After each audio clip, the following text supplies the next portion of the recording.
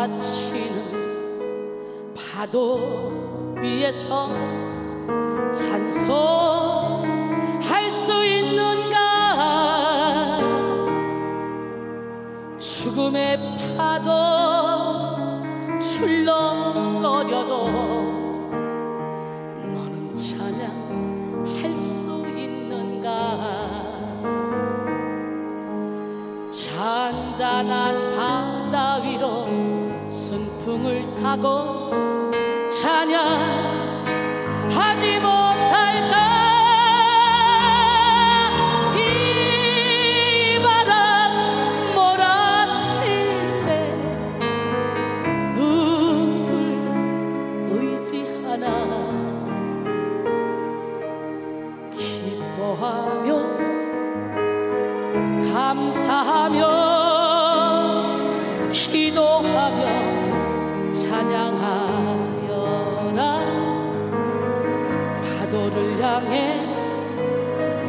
명령하여라. 파도여 잠잠하라. 파도여 잠잠하여라.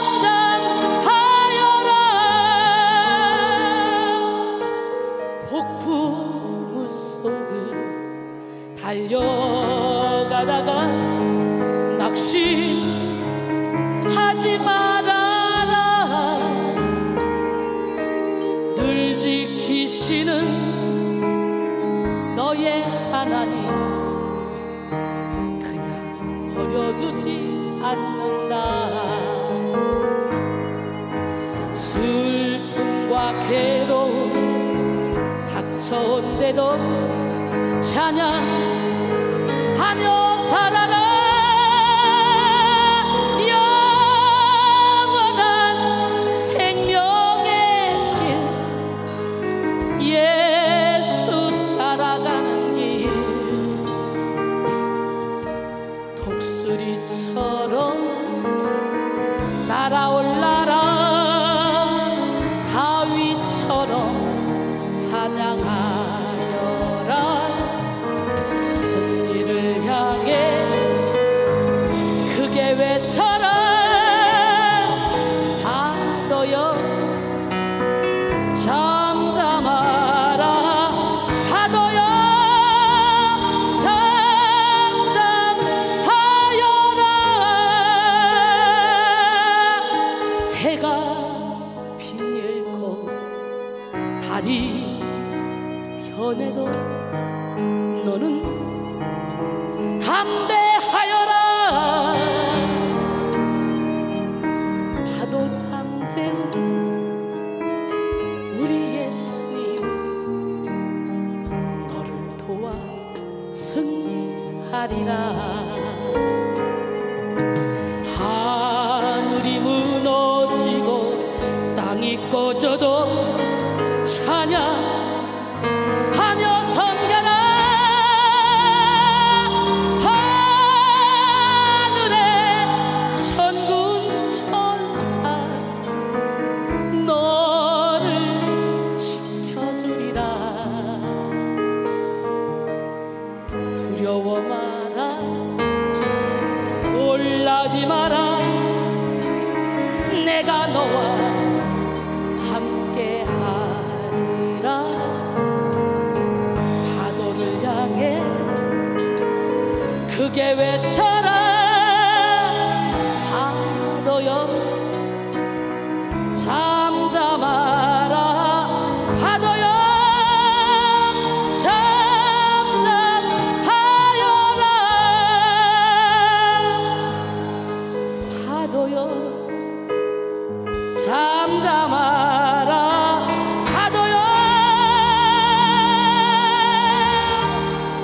여러분의 파도는 무엇입니까? 여러분의 골리앗은 무엇입니까? 여러분의 홍해는 무엇입니까? 여러분의 요단강은 무엇입니까? 이 시간에 예수의 이름으로 잠잠하여라.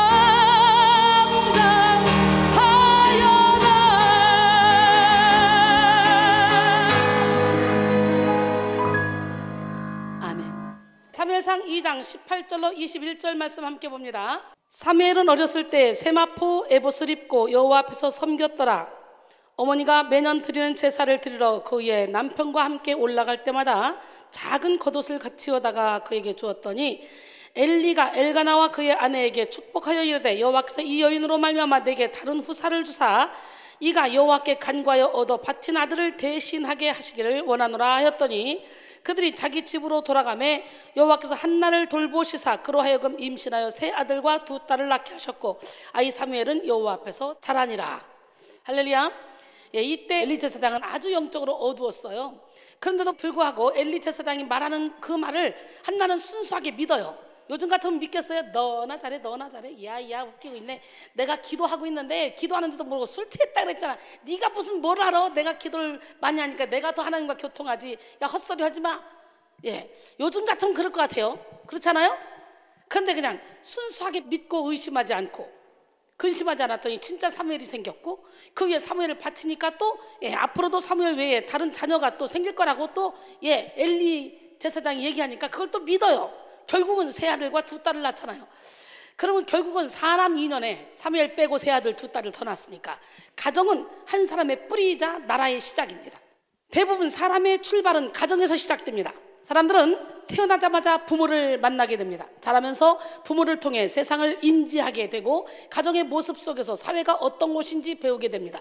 가족과 함께 살아가면서 어떻게 살아야 하는지 어떻게 대화하는지를 자연스럽게 익히게 됩니다. 즉 가정은 인성과 사회성을 기르는 터전입니다. 가정의 모습이 학교와 사회로 이어지게 되죠. 가정이 모여 한 사회가 형성되고 나라가 만들어집니다. 그렇기에 루터는 가정은 민족의 행운의 원천이며 동시에 불운의 원천이다 라고 말합니다. 맞습니다. 가정이 화목하지 않으면 우리가 살아가는 어떤 것도 편안하지 않아요. 행복하지 않아요. 행복하지 않은 사람들이 모여서 사회를 이루고 있는 민족은 절대로 행복한 나라가 될 수가 없겠죠. 반대로 아무리 힘들고 고된 상황에 놓여 있다 할지라도 평안을 주는 가정이 있다면 환경을 뚫어나갈 힘이 있습니다. 이런 사람들이 모여 나라를 이룬다면 그 나라는 아무리 상황이 어려워도 소망이 있습니다. 환경을 뚫을 힘을 가진 사람들이 모였기 때문이죠. 여러분, 우리가 통과하지 못할 고난은 허락하지 않아요. 하나님 우리에게 고난 주실 때 반드시 피할 길도 내주신다는 거지. 고린도전서 10장 13절 말씀. 여러분, 세상에는 우리가 감당치 못할 시험당함을 하나님은 허락하지 않아요. 이 세상에서 감당하지 못할 시험은 없어요. 우리의 믿음이 부족할 뿐이에요. 믿음. 할렐루야. 가정은 너무나 중요합니다. 가정의 중요성을 모르는 사람은 아마 없을 것입니다. 좋은 가정이 되기 위해 노력이 필요하다는 사실도 대부분 알고 있죠. 그러나 건강한 가정보다는 병든 가정이 더 많은 것이 우리 사회의 현실입니다. 겉으로는 아무리 편안해 보이고 좋아 보이는 가정도 그 속은 병들어 골마버린 가정이 많습니다. 자녀의 영혼을 병들게 하는 부모의 대표적인 모습은 신처럼 군림하며 자기 멋대로 자녀를 조종하려는 모습을 보입니다. 부모는 자신의 권위로 자녀들을 강압적으로 다스리고 사사건건 집착합니다. 아이는 혼자서 행동하고 탐구할 줄 알아야 되는데 이런 부모들은 끊임없이 간섭하며 집착하기 때문에 아이들의 그 스스로 탐구할 힘을 잃어버리게 만들어버려요. 독약이 되는 거예요. 독약. 병든 사랑인 거예요. 병든 사랑. 그러면서 부모들은 너 잘 되라고 그만큼 너를 사랑하기 때문에 그러는 거야 라고 말하죠. 그러나 이런 부모 밑에서 자란 아이들은 늘 낮은 자존감에 빠져 정체성의 혼란을 느끼며 무기력한 의존적인 모습으로 살아갑니다.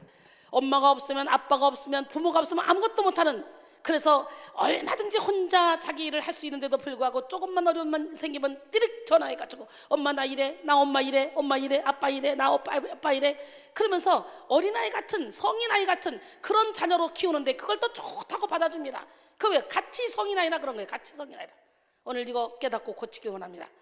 백은영 씨가 쓴 독이 되는 부모, 득이 되는 부모에서 나열한 불행해진 아이들의 유형 9가지를 살펴보겠습니다. 첫 번째, 좀비가 되어가는 아이들. 좀비란 힘없이 걸음걸이가 어그적거리면서 넋이 나간 눈빛, 늘어진 턱을 가진 걸어다니는 시체를 뜻하는 거예요. 좀비가. 이는 의식도 없이 하라는 대로 하고 먹으라는 대로 먹고 입으라는 대로 입는 아이들로 자신의 삶을 주체적으로 살지 못하고 삶의 목적과 의지를 상실한 채 살아가는 그런 아이들을 뜻합니다. 두 번째, 꿈이 없는 아이들. 요즘엔 꿈이 뭐냐고 물어보면 당황하는 아이들이 참 많습니다. 자신의 꿈도 모른 채 부모의 뜻대로 스펙 쌓기에 올인하는 아이들이죠. 특히 현대를 사랑하는 아이들은 자신의 꿈을 얘기하면 어른들에 의해 평가절하되는 경우가 많습니다. 어른들의 입맛에 맞는 꿈을 꿔야 하는 아이들은 꿈을 꾸는 것에 어려움을 느끼게 됩니다. 무한 경쟁 사회를 살아가며 자신들의 꿈조차 비교하기에 이릅니다. 꿈을 꿈으로 꾸는 것이 아니라 상대방을 의식하는 경쟁으로 미래를 생각하는 것이죠. 세 번째, 무기력한 아이들. 이미 너무 많은 시도에서 좌절을 통해 학습된 무기력을 경험한 아이들입니다. 시도 자체를 기피하고 자기의 결정 장애를 가진 아이들이죠. 네 번째, 공부 의욕이 없는 아이들. 이들은 부모가 주는 물질적 보상인 외적 동기에 길들여진 아이들입니다. 이런 아이들은 결과에 집착하는 아이가 되어 과정의 기쁨을 모른 채 과정을 경시하는 아이로 삶 전체에서 만족을 느끼지 못합니다. 다섯 번째, 희망을 잃은 아이들. 공부도 안 하고 취업 의지도 없는 아이들입니다. 흔히 니트족이라고 불립니다. 남재량 한국노동연구원 선임연구위원은 2020년 1월에서 5월 통계청 경제활동 인구조사 원자료를 분석한 결과 청년 비구직 니트족은 50만 명으로 청년 인구의 10.4%라는 거예요. 직장을 구하지도 않는 자들. 청년 비구직 니트족이 청년 인구 대비 10%를 넘는 것은 올해가 처음이라고 합니다. 정말 큰일이 아닐 수가 없습니다. 그 다음에 폭력적인 아이들. 주로 어린 시절 부모의 비난에서 시작된 죄책감, 분노, 원한이 쌓인 경우가 많습니다. 이들은 본인이 받은 공포를 타인에게 표출하는 것이죠. 그 다음에 중독되는 아이들. 중독된다는 것은 무엇인가 미해결된 욕구를 해결하기 위한 문제를 암시합니다. 게임 중독이나 스마트폰 중독 모두 뒤틀린 자아가치를 드러내기 위한 행동이죠. 아이들이 중독되는 이유는 욕구와 관련이 있습니다. 유아기 애착 형성이 잘 된 아이는 정서적인 측면에서 통제력이 길러져 조절력이 있지만 그렇지 않은 아이들은 조절력이 부족합니다. 또한 엄마를 대체할 통제 대상을 찾게 되는데 그것이 바람직하지 못한 대상에 중독되는 현상으로 나타나는 것이죠. 그 다음에 자살하는 아이들. 자살하는 아이들은 대부분 정체성이 불확실해서 주체적으로 행동하지 못하는 경향이 있습니다. 이때 자신 인생의 주인이 되는 유일한 길은 저항이나 스스로 죽음을 선택하는 것이죠. 아홉 번째, 부모를 살해하는 아이들. 자신의 주도성을 앗아간 부모에게 저항하여 자살뿐만 아니라 부모를 살해하기도 하는 아이들이에요. 이는 굉장히 극단적인 형태죠. 이 9가지 유형 모두 자녀를 향한 부모의 그릇된 사랑이 빚어낸 비극적인 결과물입니다. 스캇팩 박사는 부모는 자녀의 털끝 하나 건드리지 않고도 죽일 수 있다 라고 말했어요. 이처럼 부모의 잘못된 사랑은 자녀를 망칩니다. 병든 가정의 원인 중 하나가 바로 집착입니다. 집착. 헬리콥터 부모라는 말이 있어요. 이는 아이에게 언제나 잔소리를 하고 학교와 교사에게 간섭을 하는 부모를 의미해요. 언제나 아이 주변을 맴도는 거예요. 자녀에게 언제나 간섭해서 자녀를 마마보이로 만드는 부모를 뜻하는 거예요. 이 단어는 1991년에 뉴스위크지에 네드 제먼이 처음 소개한 말이지만 최근까지도 계속적으로 쓰여지고 있습니다. 집착하는 부모가 현재까지도 계속 있다는 증거죠. 그 밖에도 요즘 엄마 종류에는요, 알파맘, 베타맘, 타이거맘, 캥거루맘, 돼지맘, 사커맘 등이 있어요. 알파맘은 열정과 정보력으로 무장하여 잘 가르치는 것이 원칙인 엄마. 그래서 예를 들어 자녀가 피아노에 소질이 있으면 교육의 초점을 피아니스트가 되기 위한 방향으로 맞추고 세계적 피아니스트로 만들기 위해 비싼 피아노를 사주고 여러 학원을 다니게 하고 입시 설명회, 콘서트 등을 찾아다닙니다. 엄마가 설계한 경로로 걸어가는 자녀들은 성공 확률도 높지만 아이의 독립심, 개척 정신, 자립심 등을 상실케 하고 엄마의 결정에 따르는 의존적인 존재가 되거나 혹은 심리적 부담과 거부감으로 인해서 성격이 엇나갈 수도 있습니다. 이와 반대로 베타맘은 자녀가 원하는 삶을 우선시합니다. 자녀의 자유가 우선이기 때문에 엄마의 역할은 조언자, 조력자예요. 자녀들이 스스로 재능을 찾게끔 도와주고 자녀가 싫어하면 부모가 원하는 삶을 강요하지 않습니다. 이 경우 엄마와 자녀는 신뢰가 바탕이 됩니다. 리더십도 뛰어나게 됩니다. 그러나 너무 일찍 주어진 자유로 인해서 올바른 판단을 못할 경우가 많이 있습니다. 이것도 바람직한 게 아니죠.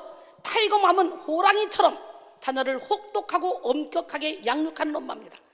이 교육 방식이 더 성공한다는 예일대 로스쿨 추아 교수가 연구 결과가 있자 한국에서는 타이거맘 바람이 막 불었어요. 정작 추아 교수의 둘째 딸에게는 이 교육 방식이 실패했다고 합니다. 자녀에 대한 배려 없이 부모가 자신의 방식을 일방적으로 강요했기 때문에 그렇죠. 그리고 또 캥거루맘이 있어요. 캥거루맘은 캥거루가 자식을 배에 담고 키우듯이 과잉 보호와 의존도가 높은 자식 교육을 하는 엄마입니다. 자식이 어느 정도 자라면 독립적인 인격체로 존중해 줘야 되는데 그렇지 못하는 거예요. 캥거루맘에게 교육받은 자녀도 엄마를 지나치게 의지하는 경향을 보입니다. 그 중에 캥거루맘이 제일 크게 해당이 돼요. 돼지맘도 있어요. 돼지맘은 자녀를 명문대에 보내기 위해 치맛바람과 사교육에 능한 엄마로 돼지가 새끼를 끌고 다니듯이 주변 다른 엄마들까지 이끌고 다니는 특징이 있습니다. 한국의 부모들은 자녀의 성적에 집착하는 경향이 있어요.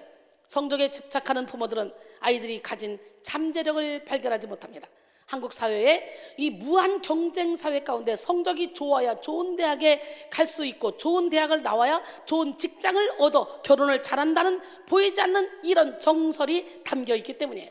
사실 부모님들이 이렇게 생각하는 이유가 있습니다. 아이들이 행복한 삶을 살기 원하기 때문에, 조금 더 편한 삶을 살기 원하기 때문에 이렇게 하는 거죠. 하지만 아이들은요, 부모님의 이러한 사랑을 사랑으로 받아들이지 못합니다. 또한 부모의 욕심이고 집착이기 때문이에요. 집착하는 부모는 자신의 집착이 사랑이라고 느껴지겠지만 사실 이는 자녀에게 독이 됩니다. 독이 돼. 이 시대 한국 청소년들은 그들의 정신은 피폐해져만 가고 있습니다. 한국청소년정책연구원이 2018년 6월에서 8월에 초중고생 9,060명을 대상으로 조사한 아동 청소년 인권 실태 조사에서 33.8%가 자살을 생각해봤다는 결과가 나왔습니다. 응답자의 45.6%는 하루 공부 시간이 3시간 이상이었고 초등학생 41.4%, 중학생 46.1%, 고등학생 48.6%로 학년이 높아질수록 증가됐습니다. 또한 보고서에 의하면 최근 1년간 죽고 싶다는 생각을 해본 경우가 33.8%로 자주 생각한다가 5.2%, 가끔 생각한다가 28.6%였다 그래요. 자살을 생각하게 된 이유로는 학업 부담, 성적 등 학업 문제가 37.2%로 가장 높았고 미래 진로에 대한 불안이 21.9%로 가족 간의 갈등이 17.9% 등이었습니다. 미국 미네소타 대학교의 니콜 페리 박사는 헬리콥터 부모 밑에서 자란 아이들이 학교 생활에 어려움을 겪는 것을 확인할 수 있었다고 말합니다. 자신의 감정과 행동을 스스로 관리할 수 없는 아이들은 당연한 이야기겠지만 학교에서 친구를 사귀거나 여러 문제를 봉착했을 때 어려움을 겪는다는 것이죠. 유아기일 때 헬리콥터 부모 밑에서 자란 아이들은요, 나이가 들면서 감정과 충돌을 통제하는 능력이 떨어질 수 있다는 연구 결과도 있습니다. 아이들은 부모들의 양육 스타일에 많은 영향을 받습니다. 자녀의 성공을 자신의 성공으로 여기는 부모님들은 자녀를 통해 대리만족을 느낍니다. 부모는 자녀들을 향한 집착을 자녀 사랑하기 때문이라고 포장지로 감싸기 때문에 아이들은 이런 부모 밑에서 숨막혀 하지만 부모들은 이를 알아채지 못합니다. 겉으로 보이는 가정은 행복해 보이는 모습, 사랑이 넘쳐 보이는 모습, 올바른 자녀의 모습을 보일 수 있지만 그 안에는 그들이 존재하기 때문에 그래요. 여러분, 그림자는 칼 융이 주창한 개념으로 한 인격의 여러 측면 중 개발되지 않아 열등한 상태로 무의식에 잠자고 있는 면을 가리킵니다. 그림자. 융 심리학자의 대가인 이부영 씨의 저서 그림자에서 그림자란 무의식의 열등한 인격이다. 그것은 나 자아의 어두운 면이다. 다시 말해 자아로부터 배척되어 무의식에 억압된 성격 측면이다. 그래서 그림자는 자아와 비슷하면서도 자아와 대조되는 자아가 가장 싫어하는 열등한 성격을 지니고 있다라고 했습니다. 사람이 걸어가는 길에 그림자는 언제나 존재합니다. 부모들은 자녀의 이러한 모습을 외면하는 것이 아니라 보듬어주고 발견해서 해소해 줄 수 있는 통로가 되어야 합니다. 아이들은 부모에게 착해야 한다, 문제를 일으키면 안 돼 라는 말들을 들으면 반대편의 그림자 자아는 꼭꼭 누르게 됩니다. 성장기를 겪는 아이들이 자아를 형성할 때 부모님의 태도, 이거 엄청나게 중요합니다. 막 성장기 있는 아이들은요, 거짓말도 엄청 잘합니다. 도둑질도 해요. 다 내 거라고 생각해요. 죄라고 생각하지 않아요. 근데 부모가 그 도둑질한 걸 뻔히 보고 알면서도 내 새끼니까 감춰주고 그러면 그 아이가 어떻게 자라겠냐고요. 걔는 도둑놈으로 자라는 거예요. 도둑놈으로 도둑년으로 자라는 거예요. 아, 이렇게 도둑질해도 엄마가 나를 감싸주는구나, 해도 괜찮은 거구나. 그러니까 보면 막 훔쳐오는 거예요. 아프지만 힘들지만 공개적으로 얘가 이런 도둑질을 했어요. 얘가 그리고 경찰서에 데려가서 얘 이렇게 해서 야단 쳐주세요. 아주 따끔하게 혼나서 다시는 그런 짓을 못하게 해야 되는데, 부모가 자녀를 사랑한다고 그런 도둑질을 해도 그냥 옹냐옹냐 받아주고 그냥 슬슬 슬렁슬렁 넘겨주고 이렇게 해버리니까 자녀들이 그것이 얼마나 큰 잘못인지 모르는 거예요. 이게 병든 사랑이에요. 병든 사랑.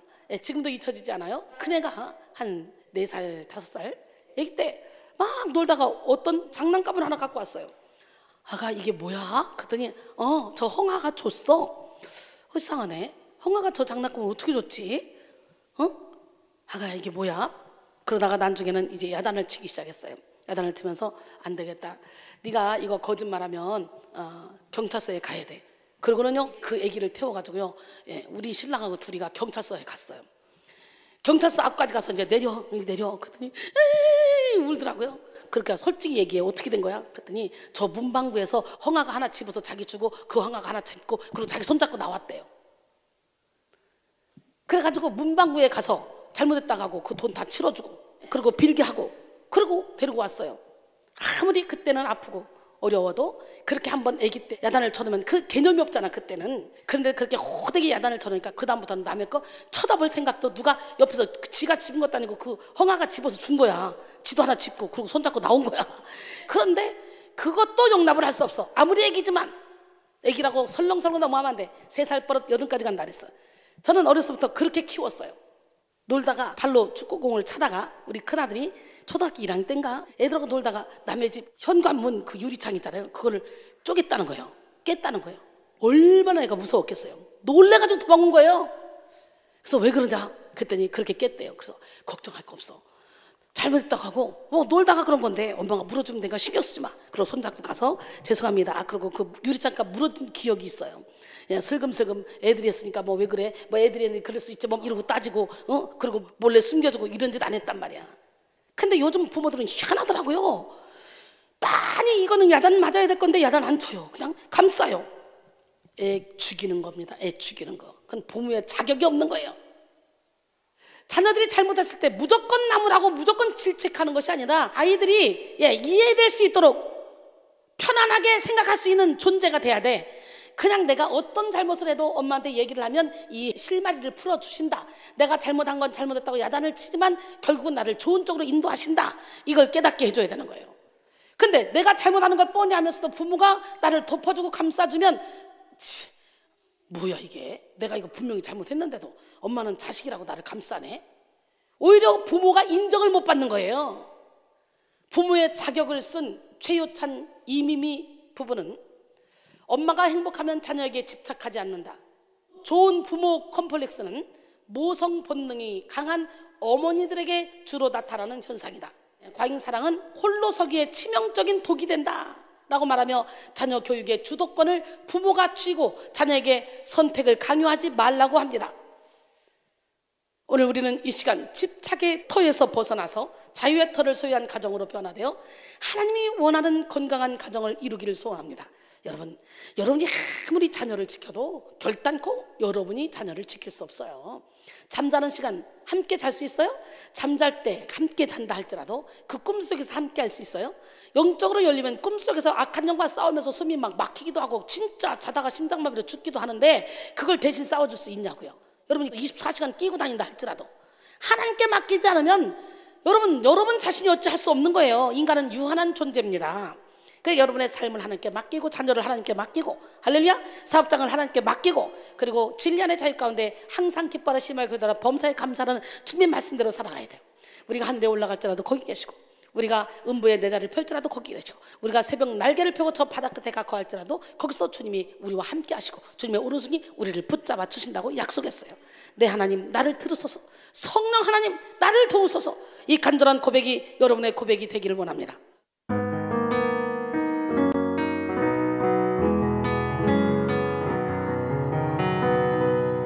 내 하나님 나를 들으소서, 성령 하나님 나를 도우소서. 주님의 손으로 나를 건지소서. 주님의 곁으로 날 이끄소서.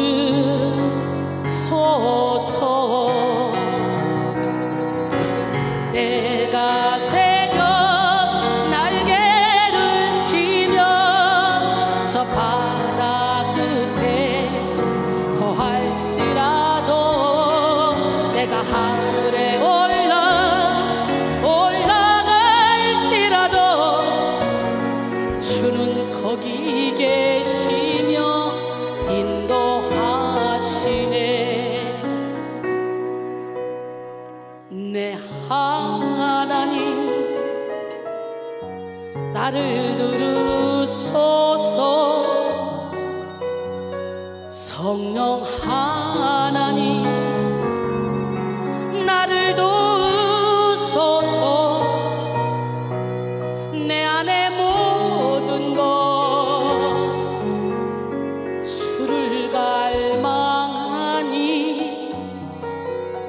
내 속의 모든 것 주만 바라니다. 내 하나님 나를 도우소서, 성령 하나님 나를 들으소서. 주님의 손으로 나를 건지소서. 주님의 곁으로 날 이끄소서.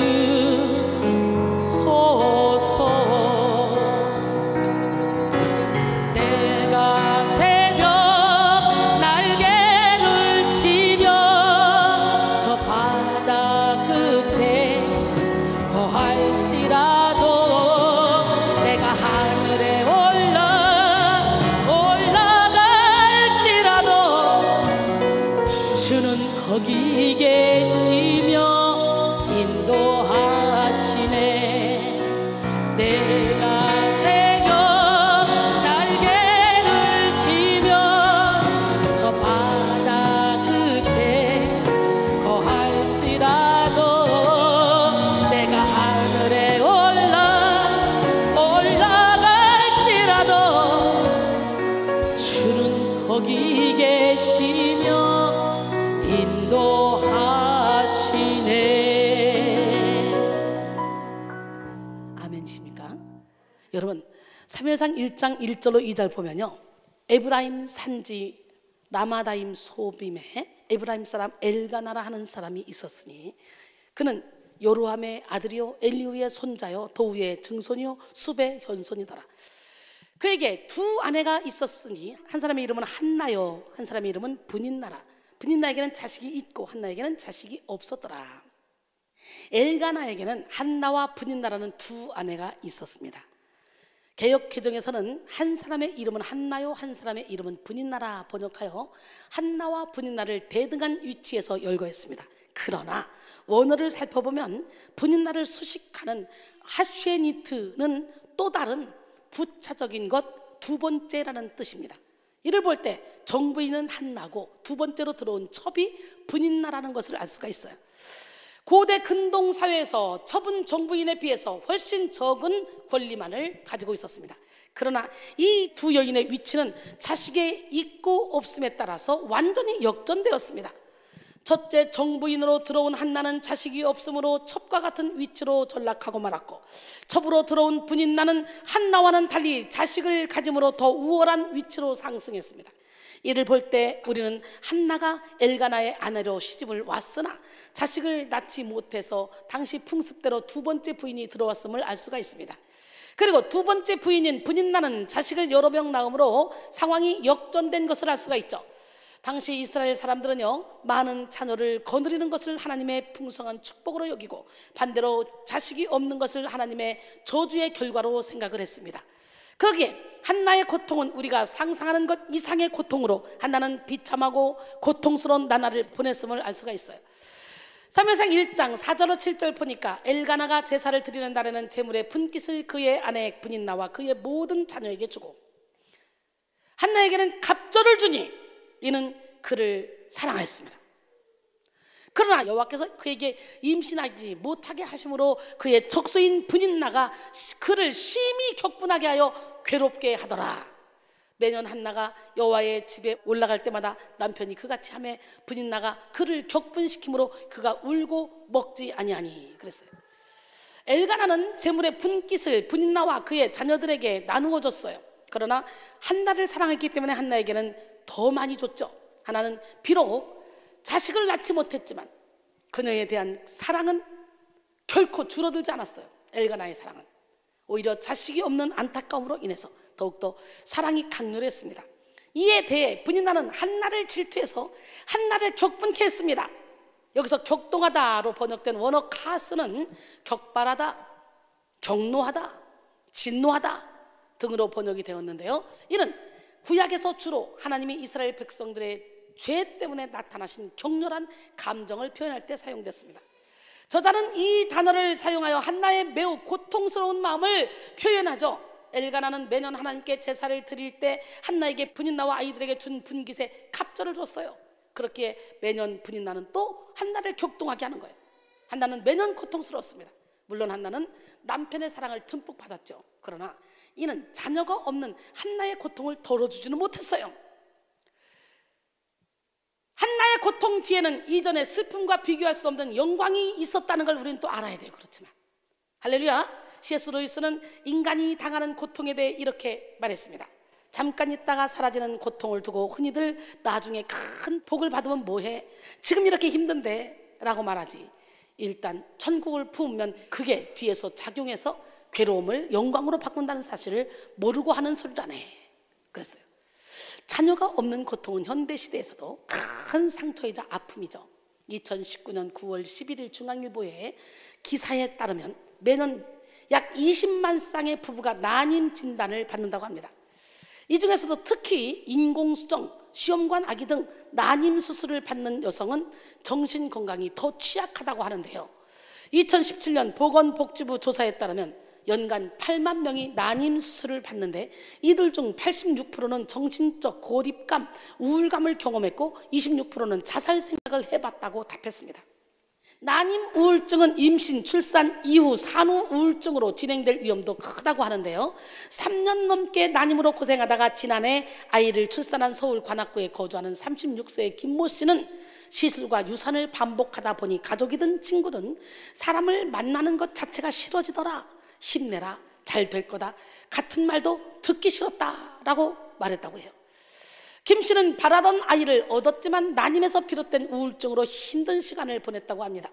현대 사회에서도 자식이 없는 것은 이처럼 큰 고통인데요, 자녀의 부재가 신의 저주로 생각했던 당시 이스라엘 사회는 남편의 사랑의 위로도 한나의 슬픔을 씻어줄 수가 없었습니다. 사무엘상 1장 8절에 그의 남편 엘가나가 그에게 이르되 한나여 어찌하여 울며 어찌하여 먹지 아니하며 어찌하여 그대의 마음이 슬프냐, 내가 그대에게 10 아들보다 낫지 아니하냐 하니라. 결국 한나는 남편도 채워줄 수 없는 자신의 고통을 가지고 몸부림을 치다가 하나님께 가지고 왔습니다. 할렐루야. 여러분의 고통은 무엇입니까? 그걸 가지고 하나님께로 와야 돼요. 사무엘상 1장 9절로 11절 그들이 실로에서 먹고 마신 후에 한나가 일어나니 그때에 제사장 엘리는 여호와의 전 문설주 곁 의자에 앉아 있었더라. 한나가 마음이 괴로워서 여호와께 기도하고 통곡하며 소원하여 이르되 만군의 여호와여 만일 주의 여종의 고통을 돌보시고 나를 기억하사 주의 여종을 잊지 아니하시고 주의 여종에게 아들을 주시면 내가 그의 평생의 그를 여호와께 드리고 삭도를 그의 머리에 대지 아니하겠나이다 그랬어요.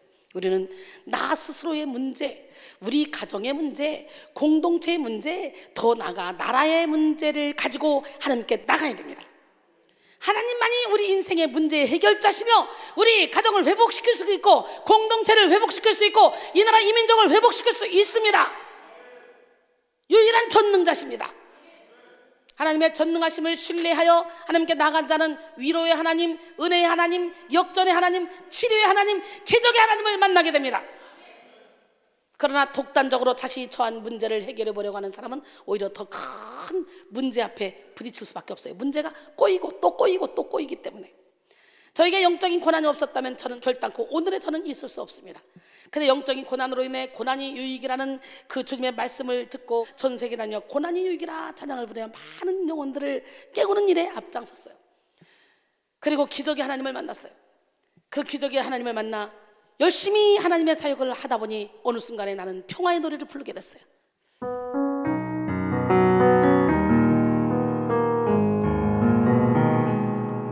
내 짐이 무겁고 힘이 드냐 주를 보라 고난이 유익이라 주님 말씀하시네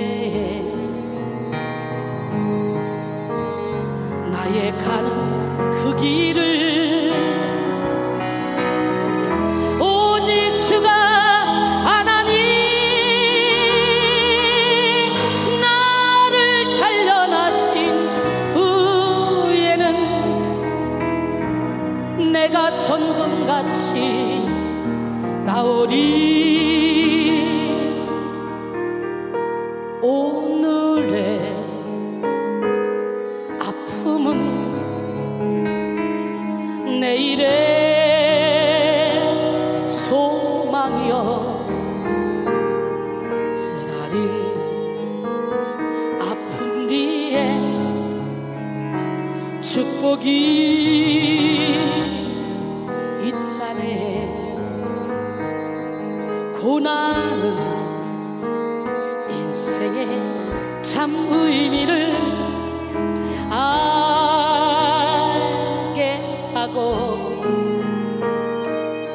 예수님 한 분으로 만족할 수 있어요 나의 가는 그 길을 오직 주가 하나님 나를 단련하신 내가 순금같이 나오리 고난이 크면은 영광도 크는 법 장사받을 영광과 비교할 수 없다네 나의 가는 그 길을 오직 주가 하나님 나를 단련하신 후에는 내가 정금같이 나오리 오늘의 아픔은 내일의 소망이여 쓰라린 아픔 뒤엔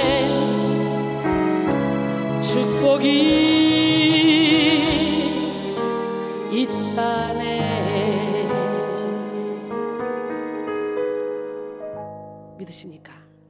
고난이 유익이라. 이로 말미암아 내가 주의 율례들을 배우게 되었나이다. 고난 당하기 전에는 내가 그릇 행하였으나 이제는 주의 말씀을 지키나이다. 시편 119편 71절 그리고 67절 말씀이죠. 우리 하나님, 멋쟁이 하나님, 기적의 하나님은 살아계십니다. 예, 한나도 이런 고난이 있었기에 무릎 꿇고 기도할 수가 있었던 거예요. 그래서 기적의 하나님을 만날 수가 있었던 거예요. 그 기적의 하나님을 찬양합니다. 그 어느 날 새가 그물에 걸림같이 내 삶 속에 덫이 임했네. 몸부림쳤지만 허우적거렸지만 나는 약한 자였었네. 그 어느 날 아무 예고도 없이 내 삶 속에 슬픔이 임했네. 원인을 찾으며 애써봤지만 나는 무력한 자였네. 내 영혼아, 내가 어찌하여 낭망하며 불안하여 하는고. 너는 하나님을 바라라. 그 얼굴에 도우심을 인하여 내가 오히려 찬송하리라. 나의 좋으신 주님, 죽은 자를 살리며 모든 병을 고쳤던 주님, 기적의 하나님, 능력의 하나님, 그는 나를 고쳐주셨네.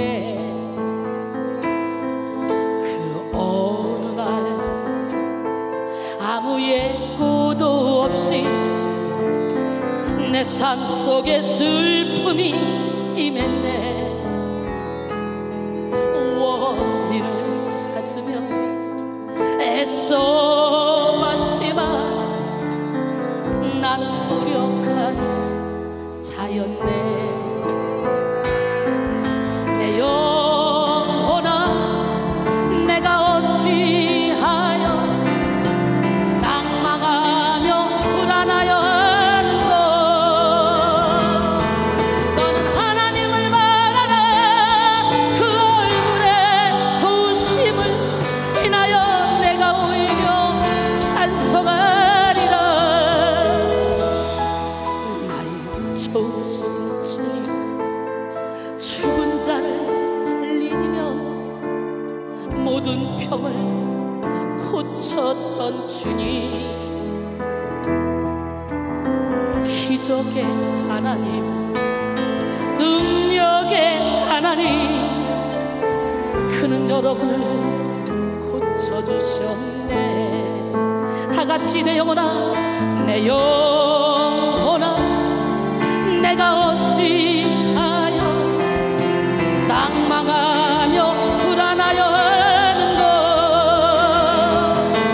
너는 하나님을 바라라. 그 얼굴에 도우심을 인하여 내가 오히려 찬송하리라. 나의 좋으신 주님, 죽은 자를 살리며 모든 병을 고쳤던 주님, 기적의 하나님, 능력의 하나님, 그는 여러분을 고쳐주셨네.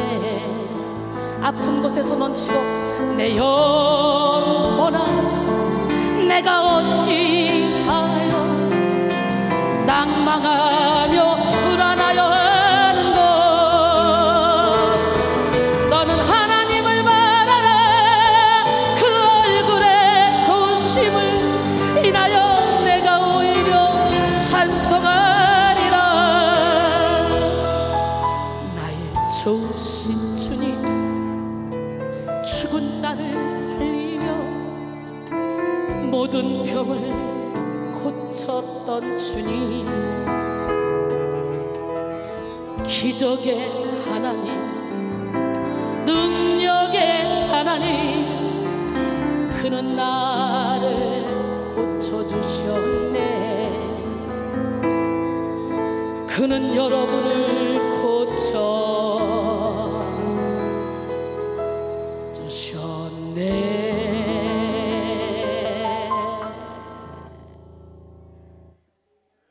이렇게 고난 가운데 있던 저를 불러다가 기적의 하나님, 능력의 하나님을 고쳐주시고 이렇게 이제는 평화의 노래를 부르게 하셨어요.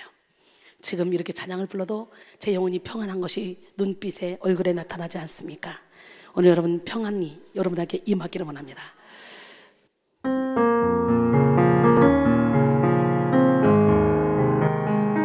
나 어느 날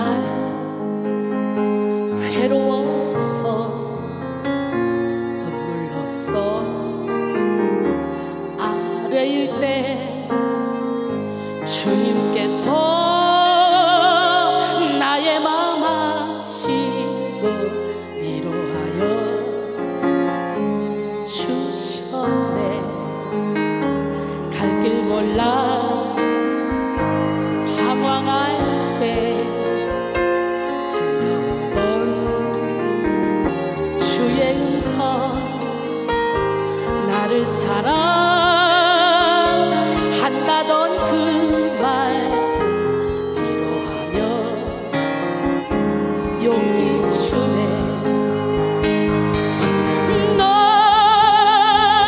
슬퍼 말라, 언제나 함께하고 무거운 짐 대신 지리. 너 괴로워 마라, 너는 내 백성. 두려워 마,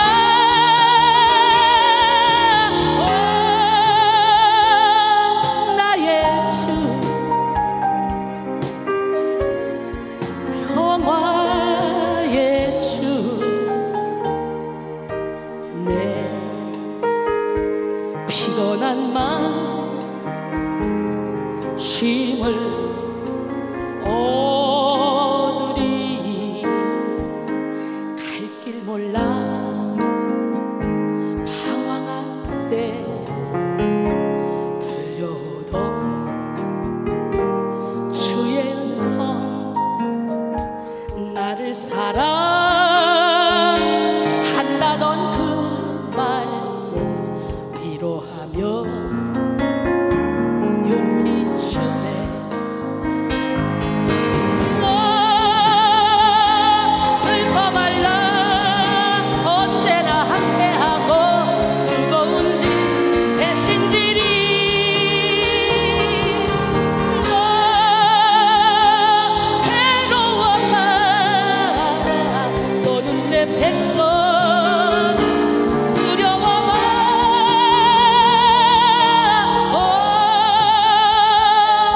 나의 주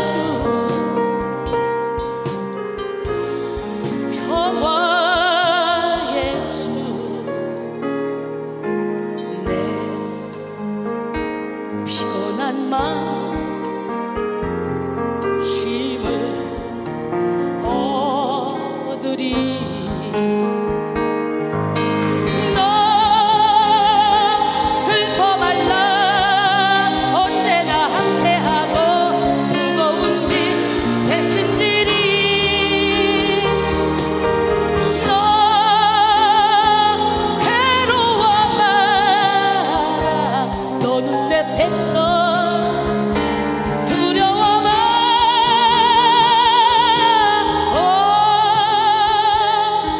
나의 주 평화의 주, 내 병든 이 몸 영육으로 고침을 받으리. 내 피곤한 마음 쉼을 얻으리.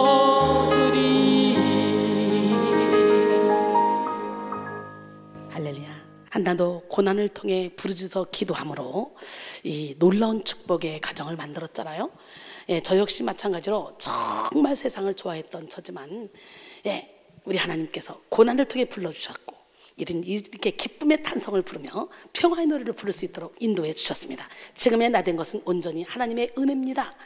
사실 한나와 브닌나 모두 결핍의 상처가 있는 자였죠. 한나는 자녀의 결핍이 있었고, 브닌나는 남편이 자신을 사랑하지 않는 결핍이 있었습니다. 그런데 그들의 차이는 하나님을 향한 믿음에 있었어요. 브닌나는 남편의 사랑을 받진 못했지만 하나님께서 자녀의 복을 많이 줬잖아요. 그러나 그녀는 하나님을 찾지 않았어요. 그렇기에 하나님께 어떤 축복을 받았는지 몰랐으니 하나님께 감사와 영광을 돌리지도 못했습니다.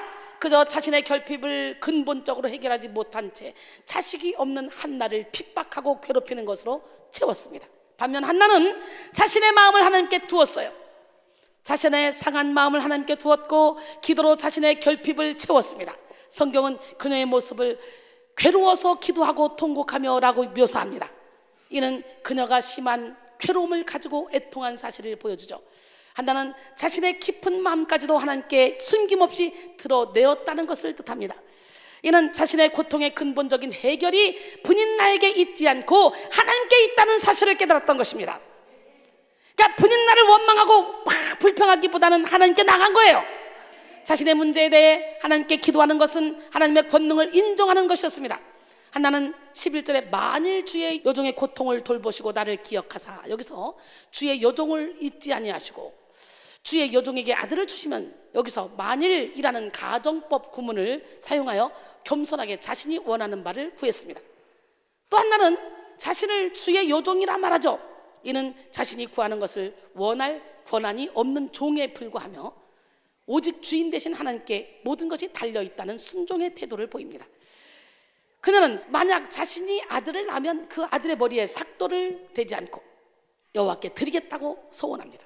이는 자신의 전 존재를 지배하시는 분이 하나님 한 분이심을 인정하고 자신의 모든 생애와 의지를 하나님께 온전히 바쳐서 그분의 뜻대로 살겠다는 헌신의 의지를 나타내죠.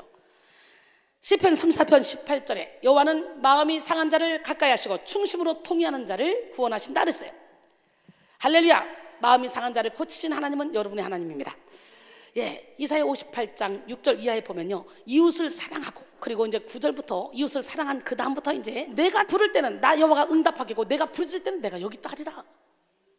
어떻게 하고? 이웃을 먼저 사랑하고, 무조건 금식하는 것이 사랑이 아니라 압제난 자를 자유케 하고 막 이러면서 이웃 사랑을 실천하라고 막 말씀하시잖아요.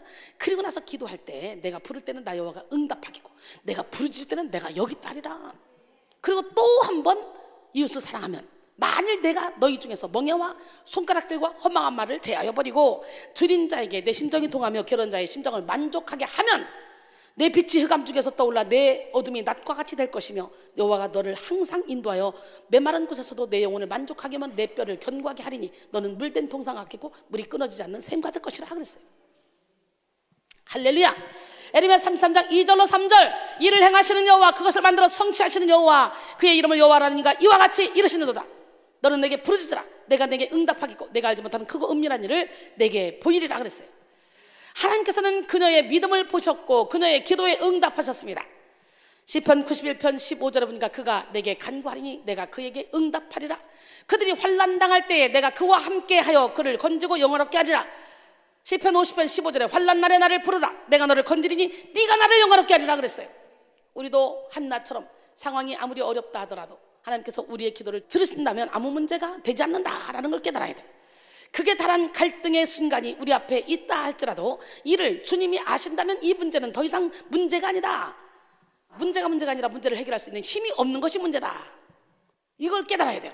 사실 하나님은 우리가 이미 직면한 문제에 대해서 이전부터 알고 계셨으며 앞으로 직면해야 할 문제까지 다 알고 계십니다. 그러므로 우리는 우리의 삶의 전 영역을 하나님께 맡겨드려야 돼요. 고리된 분 여사는 모든 것을 아시는 하나님께 당신이 알 수 없는 미래를 맡기는 것을 두려워하지 말라 그랬어요. 우리는 한나처럼 모든 문제를 주님께 가지고 나와야 해결받을 수가 있습니다. 나 혼자 끙끙댄다고 사람한테 가지고 간다고 해결되는 게 아니에요.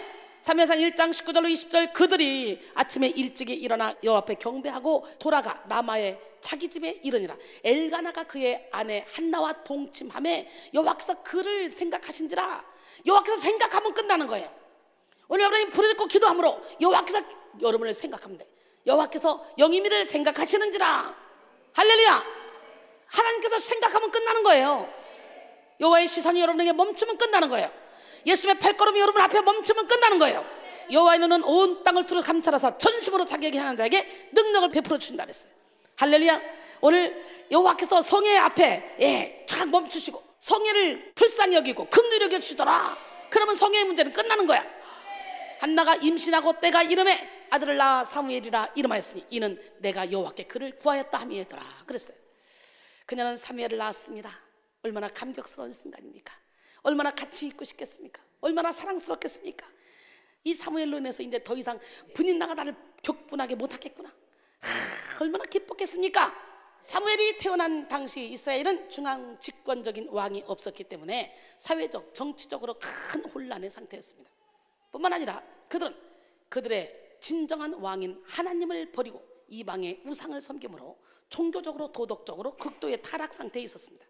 그 시대 속에서 사무엘은 이스라엘 백성들을 하나님께 잘 인도한 마지막 사사였어요.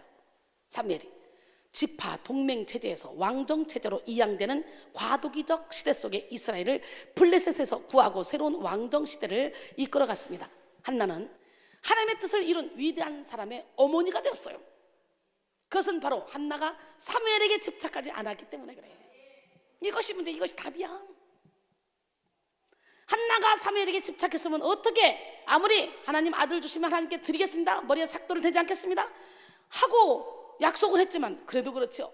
내가 어떻게 힘들게 난 애긴데 내가 좀 키워야지 하나님 나보러 달라고 하십니까? 그럼 안 주지. 솔직히 얘기해봐. 줄 사람 손 한번 들어봐. 아무도 대답 못 하잖아. 한나에게 있어서 사무엘은 자신의 모든 결핍을 채워주는 존재였습니다. 자식의 결핍으로 인해 고통스러웠던 한나는 생명 같은 아들 사무엘을 통해 그 결핍을 채움받습니다. 또한 사무엘로 인해 더 이상 분인나가 격분시킬 수 없는 존재가 되었습니다. 엘가나의 정부이지만 자식이 없으므로 첩에게 무시당했던 한나는 사무엘을 낳음으로 자신의 위치를 다시 되찾습니다. 또 매년 슬픔의 제사를 드렸던 한나는 사무엘로 인해 기쁨의 제사를 드릴 수가 있었습니다. 대부분의 사람들은 간절히 원하던 것을 갖게 되면 그것에 대해 집착하게 마련입니다. 어렵게 얻은 자식일수록 부모는 그 자녀에게 모든 것을 다 쏟으며 집착하는 경우가 일반적입니다. 자녀가 외동이거나 늦둥이라면 그 증세가 더욱더 두드러지게 나타나죠. 그렇기에 한나는 얼마든지 사무엘에게 집착할 법했습니다. 그녀는 사무엘에게 집착하지 않았어요. 근데 아브라함도 100세에 낳은 아들에게 얼마든지 집착할 수 있었어요. 처음에는 막 집착기가 보이는 거예요. 하나님이 보실 때 안 되겠다, 얘가 이삭을 우상 삼으면 안 되지, 내가 얘를 믿음의 조상으로 세워야 되는데 싶어서 이삭을 번제로 드리라고 했어요. 그랬더니 진짜 뒤도 돌아보지 않고 이삭을 번제로 드리려고 데려가잖아요. 이제야 내가 너의 믿음을 보았노라 그러고 믿음의 조상으로 세우잖아요. 우리 하나님, 멋쟁이 하나님은 살아계십니다. 이렇게 하나님은 우리의 믿음을 달아볼 때가 있다는 거지. 여러분, 얼마든지 이삭에게 집착할 수 있고 사무엘에게 집착할 수 있지만 아브라함도 한나도 다 내려놨죠. 한나와 같은 믿음이 우리에게 있어지길 원합니다. 아브라함 같은 믿음이 우리에게도 있어지길 원합니다.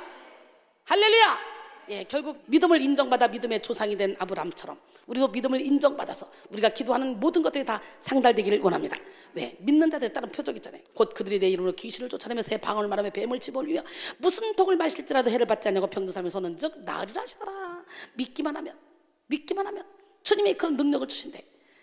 구원받는 믿음과 이런 특수적인 믿음 달라요. 능력을 행하는 믿음은 고린도전서 12장에 나오는 은사, 지식의 은사, 지혜의 은사, 믿음의 은사, 능력의 하면서 여기서 나오는 믿음의 은사, 이 은사가 능력을 행하는 은사예요. 여러분, 요한복음 14장 12절에 내가 진실로 너에게 이루노니 나를 믿는 자는 내가 하는 일을 그도 할 것이요 또한 그보다 큰 일도 하리니 이는 내가 아버지께로 감이라. 오늘 이 믿음의 은사를 받아야 돼요. 만약 아브라함이 아들 이삭에게 집착했다면 그의 믿음은 인정받지 못했을 거예요. 한나 또한 자녀를 주인 삼지 않고 주님께 내어드렸기 때문에 하나님의 큰 사랑을 받게 된 것입니다. 사실 결핍은 욕심과 큰 상관관계가 있습니다. 욕심이 있는데 그것이 채워지지 않는 데서 결핍을 느끼기도 하고, 결핍에 대한 경험으로 인해서 무모한 욕심을 내기도 하죠. 욕심이 없는 곳에는 결핍에 대한 인식도 없습니다. 한나는 어떻게 이런 욕심을 내려놓을 수 있었을까요? 한나가 사무엘에게 집착하지 않았던 이유는 하나님을 의심하지 않았기 때문이에요. 집착은 믿지 못할 때 나오는 부정적인 감정입니다. 상대방에 대한 믿음이 없기에 의심을 하게 되고, 의심을 하게 되니 집착하게 되는 거예요. 하나님께 온전히 맡기지 못하니 내가 막 맡아서 하려고 그러니까 집착하게 되는 거예요. 엘리는 한나가 기도하는 모습을 보고 술 취한 여자로 오해할 정도로 영적으로 눈이 어두운 자였습니다.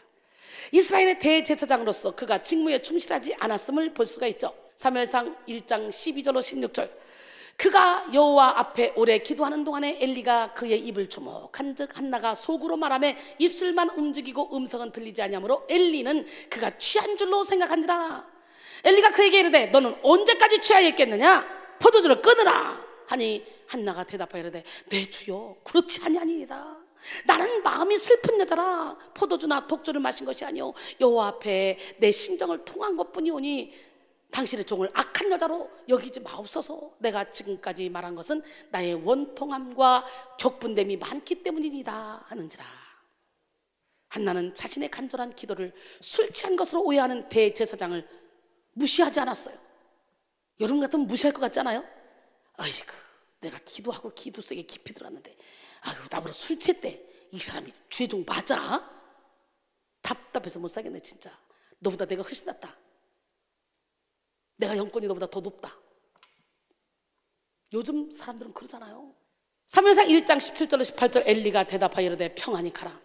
이스라엘의 하나님이 내가 기도하여 구한 것을 허락하시기를 원하노라 하니 이르되 당신의 여종이 당신께 은혜 입기를 원하나이다 하고 가서 먹고 얼굴에 다시는 근심빛이 없더라 그랬어요. 이야, 그렇게 엉터리인 주의 종을 보고도 실망하는 것이 아니라 오히려 당신께 은혜를 입기를 원합니다. 그리고 그냥 엘리 제사장에게 말한 대로 믿고 다시는 근심하지 않았다는 거예요. 엄청난 믿음이죠. 그러니까요, 그 주의 종이 일을 해결해 주는 것이 아니라 여러분의 믿음이 일을 해결해 주는 거예요. 믿음. 한나는 아이를 낳으리라는 엘리 제사장의 말을 믿었기 때문에 사무엘을 임신하기 전부터 근심빛이 없었어요. 사실 엘리는 한나의 기도 제목을 알지 못했습니다. 그렇게 엘리의 기도는 한나에게 아들을 주실 것이란 예언의 기도나 아들을 낳을 것이라는 축복 기도가 아니었어요. 일상적으로 반복하는 그냥 단순한 축복의 기도로 보는 것이 더 자연스럽습니다. 한나는 단순한 대제사장의 축복 기도를 믿어 의심치 않았어요. 믿음이 이기는 거예요. 그 증거로 그녀의 얼굴엔 근심빛이 없었잖아요.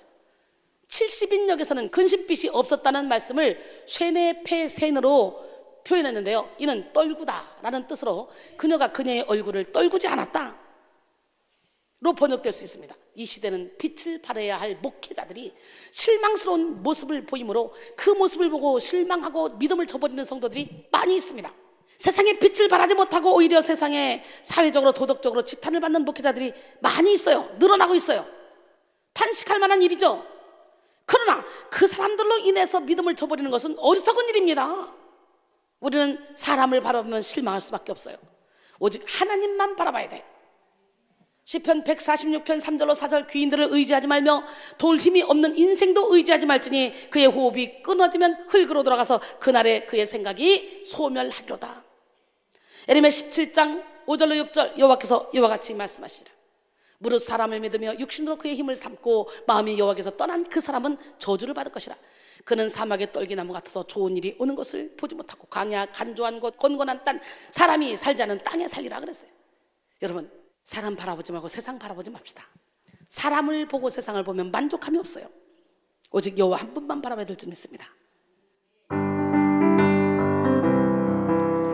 사람을 보며 세상을 볼 때 만족함이 없었네. 나의 하나님 그분을 뵐 때 나는 만족하겠네. 저기 빛나는 태양을 보라, 또 저기 서 있는 산을 보아라. 천지 지으신 우리 여호와 나를 사랑하시니 나의 하나님 한 분만으로 나는 만족하겠네. 동남풍아 불어라, 서북풍아 너도 불어라. 할렐루야 아멘. 가시밭에 백합화 예수 향기날 할렐루야 아멘. 할렐루야 아멘. 엘리가 영적으로 둔하여 기도하는 한나를 술 취한 사람 취급했지만 한나는 하나님만 바라봤습니다. 영적으로 어두운 엘리 제사장의 말에도 순종했던 한나처럼 목회자만 바라보고 넘어질 것이 아니라 하나님을 믿는 믿음으로 하나님을 바라보고 끝까지 믿음을 지켜야 돼요. 목회자도 시시때때로 자기 의의가 나올 수가 있고 시시때때로 욕심이 나올 수 있어. 우리 인간은 모두가 다 완전한 사람이 없어. 다 육신의 옷을 입고 있는 한 본질상 진노의 자녀로 태어난 우리는 죄의 경향성을 갖고 있기 때문에 육신의 옷을 입고 있는 한 순간순간 죄를 지을 수도 있어요. 그래서 제가 날마다 그러잖아요. 겉과 속이 같은 사람이 되자. 우리 백성교회 찬양이잖아요. 이순희 작사, 강하은 작곡. 잔과 대접의 것은 깨끗이 해야 돼. 날마다 깨지고 부서지고 무너져서 깨끗이 해야 돼. 함께 찬양해 볼까요?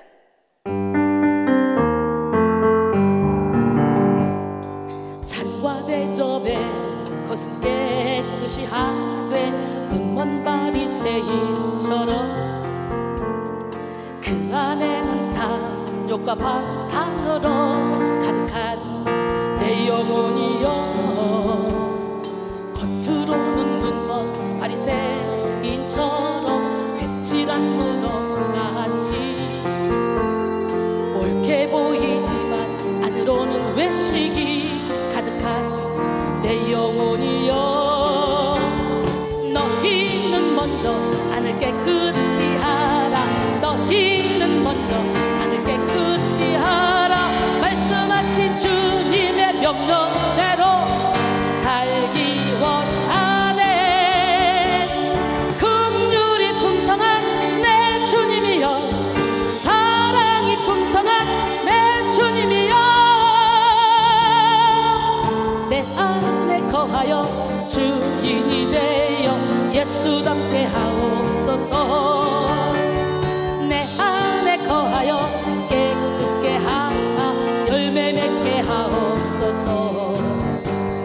잔과 대접에 그것은 깨끗이 하되 눈먼 바리새인처럼 그 안에는 탐욕과 방탕으로 가득한 내 영혼이여. 너희는 먼저 안을 깨끗이 하라. 너희는 먼저 안을 깨끗이 하라. 말씀하신 주님의 명령대로 살기 원하네. 긍휼이 풍성한 내 주님이여. 사랑이 풍성한 내 주님이여. 내 안에 거하여 주인이 되어 예수답게 하옵소서. 내 안에 거하여 깨끗게 하사 열매 맺게 하옵소서. 너희는 먼저 안을 깨끗이 하라. 너희는 먼저 안을 깨끗이 하라. 말씀하신 주님의 명령대로 살기 원하네. 긍휼이 풍성한 내 주님이여. 사랑이 풍성한 내 주님이여. 내 안에 거하여 주인이 되어 예수답게 하옵소서. 내 안에 거하여 깨끗게 하사 열매 맺게 하옵소서. 이렇게 하나님 우리에게 고난을 허락하시는 것은 고난을 통해 우리가 회개하고 두 손 두 발 들고 주님 앞에 나가 겉과 속이 같은 사람이 되어 열매 맺게 하기 위해서, 네, 우리에게 고난을 허락하시는 줄 믿습니다. 여러분, 이렇게 엘리의 기도를 받고 나서는 다시는 실망하거나 불평하지 않았고 슬퍼하지 않았어요. 사무엘을 임신하기 전부터 이미 그녀의 고통은 해결돼 버렸다는 거예요. 믿음으로 하나님을 믿어 의심치 않았기 때문에. 한나는 사무엘에게 집착하지 않을 수가 있었던 거죠. 야고보서 1장 6절로 8절 오직 믿음으로 구하고 조금 더 의심하지 말라. 의심하는 자는 마치 바람에 밀려 요동하는 바닷물과 같으니 이런 사람은 무엇이든지 주께 얻기를 생각하지 말라. 두 마음을 품어 모든 일에 정함이 없는 자로다 그랬어요. 그러므로 우리는 하나님을 전적으로 신뢰해야 합니다. 하나님을 신뢰하며 마음을 확장한 사람, 이런 사람은 흔들리지 않은 영원한 평강을 얻게 됩니다. 마음을 확정하고 확정하는 시간이 되기로 해요. 이사야 26장 3절로 4절, 주께서 심지가 견고하고 견고한 자를 평강하고 평강하도록 지키시리니 이는 그가 주를 신뢰함이니이다. 그랬어요. 너희는 여호와를 영원히 신뢰하라. 주 여호와는 영원한 반석이심이로다. 할렐루야. 하늘에 속한 평강 자체에는 어떠한 불안도 염려도 근심도 걱정도 없습니다. 완전한 그 자체라고 할 수 있어요. 그러므로 하늘에 속한 평강으로 충만한 사람은 어떤 것에도 결핍과 궁핍을 느끼지 않습니다. 어떤 것에도 집착하지 않죠. 그러니까 요한복음 14장 27절에 평안을 너에게 끼치는 곧 나의 평안을 너에게 주노라. 내가 너에게 주는 것은 세상이 주는 것과 같지 아니하니라. 너희는 마음에 근심하지 말고 두려워하지도 말라 그랬어요. 야고보는 조금 더 의심하지 말라 그랬죠. 바닷물결이 바다에 밀려 요동하는 이유는 바닷물은 뿌리가 없기 때문에 그래요. 그리고 요동한다는 말은 마음이 믿음으로 정착되지 못한 상태를 의미합니다. 그리스도인은 믿음으로 깊은 뿌리를 내려 요동치 말아야 돼요. 믿음이 없는 기도는 구하는 바를 하나님께 받을 수 없습니다. 믿음 안에서 드리는 기도만이 응답되는 거예요. 유다서 1장 20절로 21절 보니까 사랑하는 자들아 너희는 너희의 지극히 거룩한 믿음 위에 자신을 세우고 성령으로 기도하며 하나님의 사랑 안에서 자신을 지키며 영생에 이르도록 우리 주 예수 그리스도의 긍휼을 기다리라 그랬어요. 할렐루야. 오스왈드 챔버스는 상황이 불안하다고 의심하게 되면 우리는 하나님을 의지하지 않게 된다.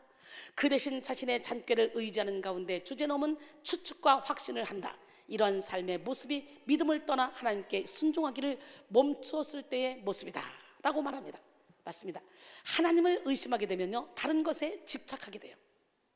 또한 집착하는 마음은 우리의 영혼을 괴롭게 합니다. 가스프링 부인은 의심은 인간의 마음속에 있는 지옥이다라고 그랬어요. 지옥. 페트라치는 의심의 끝은 안식의 시작이다 그랬어요.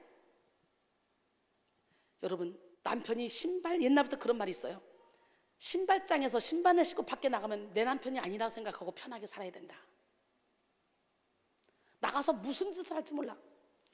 사업한다고 돌아다니면 사업상 술집 1차, 2차, 3차 하다못해 여자집까지 가, 룸사롱까지. 그러면서 사업하잖아. 그게 일상이 돼버렸잖아요. 근데 아내가 거기서 발목을 묶으면 어떻게 돼요? 남편이 사업을 제대로 펼쳐나갈 수가 없는 거죠. 그러니까 멀리하는 거지. 근데 크리스찬이라면 사업한다 할지라도 경건하게 거룩하게 살아야 되지 않겠어요? 그래서 우리가 남편을 보호하기 위해서는 내가 남편을 다스리려고 머무르는 게 아니라 그냥 하나님의 영이 막 남편의 영혼 육을 확 강타해가지고 그런 곳에 가고 싶지도 않게 만들어버리고 사업을 해도 상큼하게 깔끔하게 아름답게 다른 방법으로 다른 방법으로 접대할 수 있도록 그렇게 지혜롭게 해달라고 기도를 해야 되겠지. 그 남편이 돌아오기만 하다고 퇴근 시간이 6시인데 7시 됐네 9시 됐네 1시간 2시간 30분 따져봐. 지옥이지. 지옥이 따로 있어. 근데 그냥 이러던 말든 슉 남편을 하나님께 던져놓고 아내를 슉 던져놓고 그리고 의심을 하지 않으면 의심의 끝은 안식의 시작이다.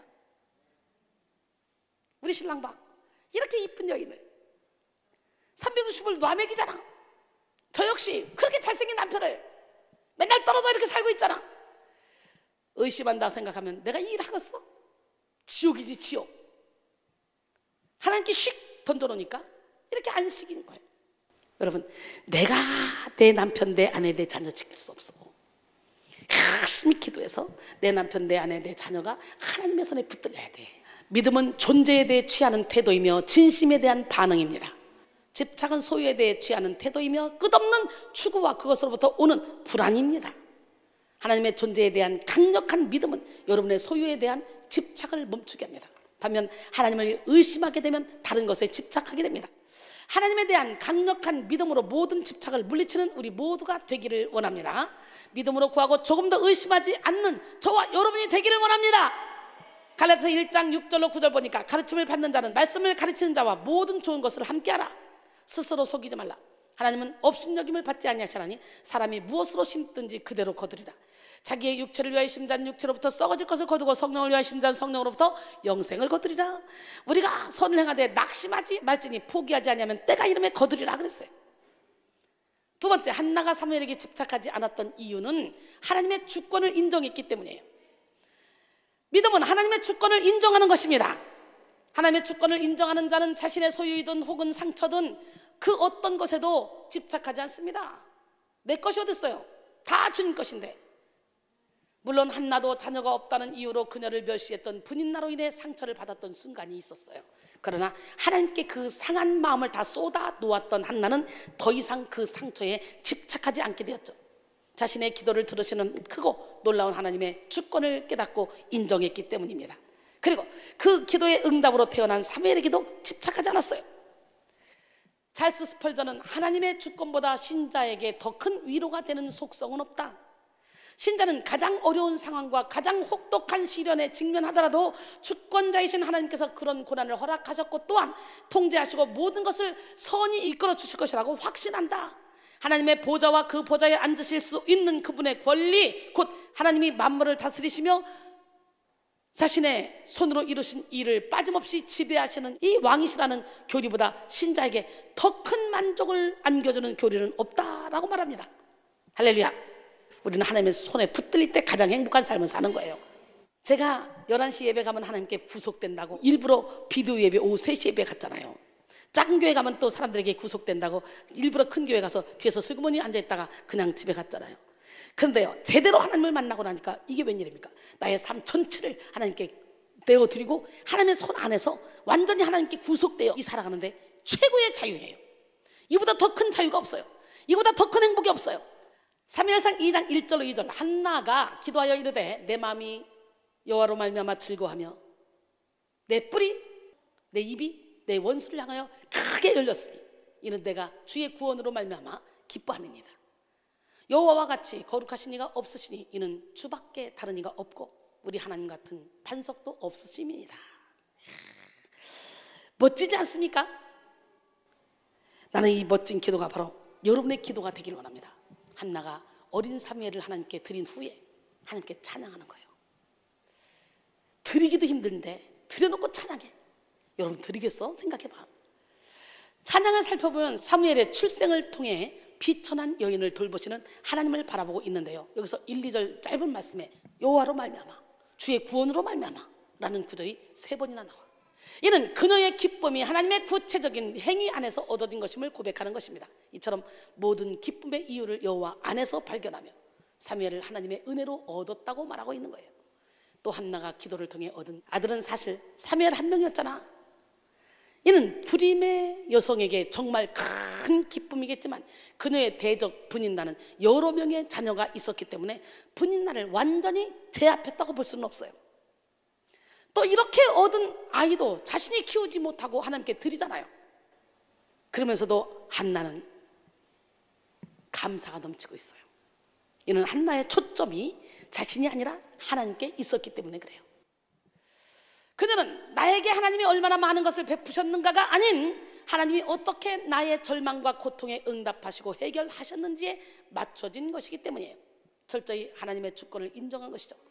자신이 하나님으로 인해 임신했다는 것과 사무엘이 하나님의 것임을 알았기 때문에 한나는 기쁨으로 사무엘을 하나님께 드릴 수가 있었던 거예요. 여러분 많이 서원기도 하죠. 하나님 물질을 이렇게 주시면, 건강을 이렇게 주시면, 내가 이렇게 재능과 탤런트를 이렇게 주시면 내가 이렇게 헌신하겠습니다. 근데 그렇게 주시면 헌신해요? 하는 것 같다가 슬그머니 꽁지 빼고 가지, 편해지니까. 근데 한나는 그렇지 않았다는 거예요. 그러니까 몇 갑절의 축복을 주는 거예요. 하나님의 주권은 하나님의 전능성, 전지성, 편재성에서 나옵니다. 하나님은 모든 것을 다 아시고 모든 것을 행할 수 있으십니다. 또한 하나님은 어느 곳에서나 계시는 하나님으로 하나님에게 크기와 거리는 아무 의미가 없습니다.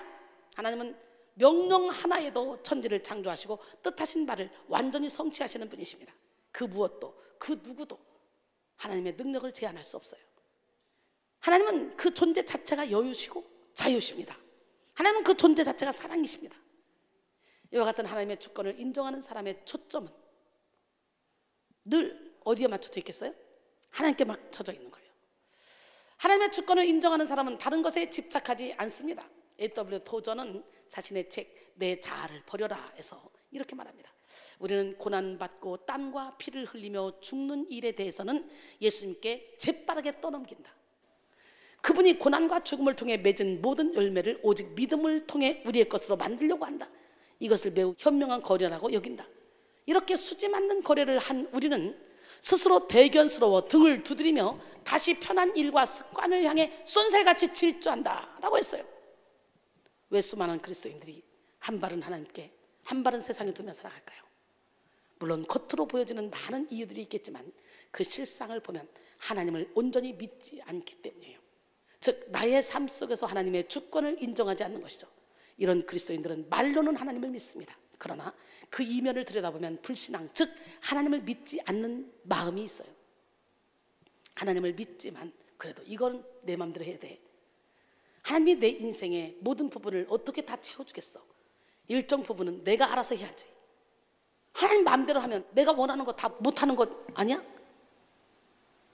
내 자유가 없잖아 라는 마음이 자신의 내면에 자리 잡고 있기 때문에 하나님을 믿어도 온전히 믿지 못하는 거예요. 우리는 하나님의 주권을 인정하여 온전히 하나님만을 신뢰해야 합니다. 사무엘상 1장 22절로 24절 오직 한나는 올라가지 아니하고 그의 남편에게 이르되 아이를 젖대거든 내가 그를 데리고 가서 여호와 앞에 뵙게 하고 거기에 영원히 있게 하리이다 하니 그의 남편 엘가나가 그에게 이르되 그대의 소견에 좋은 대로 하여 그를 젖댈 때까지 기다리라. 오직 여호와께서 그의 말씀대로 이루기를 원하노라 하니라. 엘가나도 대단하죠. 한나가 내가 이렇게 기도해서 이 얘기를 나한테 이거 하나님께 바칠 거야. 그러니까 그래 좋은 대로 해. 젖댈 때까지 자기가 키우다가 데려다 줘. 이야, 그 아빠도 대단하지. 이게 그 여자가 그의 아들을 양육하며 그가 젖대기까지 기다리다가 젖을 뗀 후에 그를 데리고 올라갔어요. 소 3마리와 밀가루 1에바와 포도주 1가죽 부대를 가지고 실로 여호와의 집에 나갔는데 아이가 어리더라 그랬어요. 한나는 자신이 서운한 대로 사무엘을 하나님께 드렸습니다. 그것도 사무엘이 젖을 떼자마자 하나님께 드려요. 참으로 대단하지 않습니까? 눈에 넣어도 아프지 않을 사랑스러운 아들을 젖을 떼자마자 하나님께 맡기는 거예요. 엘가나 역시 한나의 소원이 완전히 이루어지길 원했어요. 엘가나가 한나를 깊이 사랑했음을 생각할 때 한나를 통해 얻은 첫 아들을 영원히 하나님께 드린다는 것, 이거 쉽지 않았을 것입니다. 그러나 한나와 엘가나 가정은 사무엘에게 집착하지 않고 기쁨으로 사무엘을 하나님께 드렸습니다. 단순히 사무엘을 제사장에게 맡기고 그들의 가정이 끝난 것이 아니에요. 그들은 사무엘을 진심으로 사랑했어요. 그래서 사무엘상 2장 18절로 19절 오늘 본문이죠. 사무엘은 어렸을 때 세마포 에봇을 입고 여호와 앞에서 섬겼더라. 어머니가 매년 드리는 제사를 드리러 그의 남편과 함께 올라갈 때마다 작은 겉옷을 지어다가 그에게 주었더니 한나는 매년 남편과 함께 제사를 드리러 올라가며 사무엘에게 작은 겉옷을 지어줬어요. 옷을 준비한 것은 아들에 대한 사랑과 하나님을 향한 정성을 나타내는데요. 한나는 사무엘을 자신의 아들로 여겼을 뿐만 아니라 하나님의 성소에서 봉사하는 하나님의 일꾼으로 인식하며 사무엘을 사랑했어요. 주의 종으로 생각하고. 여기서 작은에 해당하는 히브리어 카토는 겉옷을 꾸며주는 형용사로 옷의 크기뿐 아니라 사무엘이 아직 작고 어리다는 사실을 간접적으로 알려주는 동사입니다. 매년마다 사무엘의 옷을 짓는 한나의 애틋한 사랑을 알 수가 있죠. 겉옷에 해당하는 매일은 제사장의 직분을 가진 사람들에게 주어진 특수한 옷을 뜻합니다. 사무엘이 에봇을 입고 있으며 라는 말씀에 뒤이어 한나는 겉옷을 지어주었다는 말씀이 나오는데요. 이는 사무엘이 제사장으로서의 면모를 갖추고 있음을 암시하고 있는 거예요. 또 그와 동시에 그가 에봇을 입고 제사장으로서의 역할을 감당할 수 있었던 배후에는 겉옷을 매년마다 지어주는 어머니 한나의 깊은 사랑이 있었다는 것을 간접적으로 일러주죠. 그녀의 사랑은 사무엘을 올가매는 사랑이 아닌 하나님의 사랑으로 인정하며 사랑한 것입니다. 진리 안에서 자유한 사랑이죠. 이처럼 우리 역시 자녀를 집착이 아닌 하나님께 맡기는 자유한 사랑으로 길러야 합니다. 우리의 자녀는 우리의 것이 아닙니다. 만일 많은 부모들이 자녀가 자신의 소유라고 착각하며 그 자녀를 자기 방식대로 사랑합니다. 그리고 그 자녀에게 자신이 원하는 삶을 요구하죠. 자기가 원하는 삶을 요구하는 그 자녀에게. 그러나 우리는 이 자녀가 철저히 하나님의 것임을 인정하고 자녀를 향한 하나님의 뜻을 분별해야 됩니다. 그리고 철저히 하나님의 방법대로 자녀를 사랑하고 양육해야 돼요.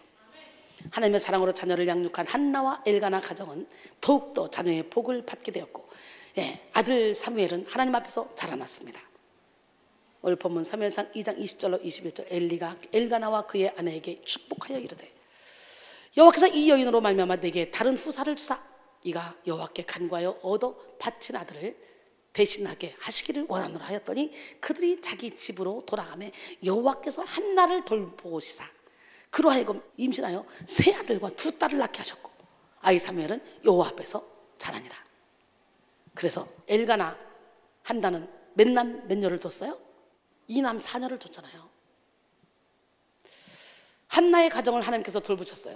여기서 돌보시사에 해당하는 히브리어 파카드는 검토하다, 상태를 살피다, 찾아가다 라는 적극적인 행동의 의미로 사용됐습니다. 즉 이는 하나님이 한나를 생각하셔서 한나가 사무엘을 임신하였듯이 하나님께서 한나에게 찾아가셨기 때문에 여러 자녀를 임신하게 되었습니다. 한나가 사무엘에 집착하지 않고 하나님께 맡겼을 때에 한나를 향한 하나님의 사랑은 한나를 생각하신 것에서 한나를 돌보신 것으로 확장됐어요. 사무엘을 낳을 때는 한나를 생각하사 그리고 사무엘을 낳는데 사무엘을 바치니까 또 엘리가 기도도 해줬잖아. 다른 자식을 낳게 해달라고. 그랬더니 또 하나님이 그 기도를 들으시고 하나님이 돌보셨어. 그래서 3남 2녀를 더 낳게 하시죠. 하나님이 한나를 돌보셨을 때 사무엘 외에 세 아들과 두 딸을 낳게 하셨는데요, 복의 차원이 넓어진 것입니다. 사무엘 역시 여호와 앞에서 자라났다고 하는데요, 뭐뭐 앞에서로 번역된 임은 함께를 의미합니다. 함께. 이는 출애굽기에서 모세가 하나님과 가졌던 친밀함과 동일한 유형으로 표현된 것입니다. 모세는 이스라엘 민족을 출애굽시켜 광야 생활을 인도한 위대한 하나님의 종이자 이스라엘 민족 정체성의 뿌리가 되는 율법을 받은 위대한 이스라엘의 지도자였습니다. 즉 사무엘과 하나님과의 관계가 이 단어로 묘사된 것은 사무엘을 모세의 수준에서 하나님과 동행한 사람으로 평가한 것이죠. 그런데 모세 또한 이렇게 위대한 지도자가 될 수 있었던 이 바탕에는 그의 어머니 요게벳이 집착을 뛰어넘어 하나님의 주권을 인정하는 강력한 믿음을 가지고 모세를 갈대 상자에 담아서 나일강에 띄워보냈기 때문이죠.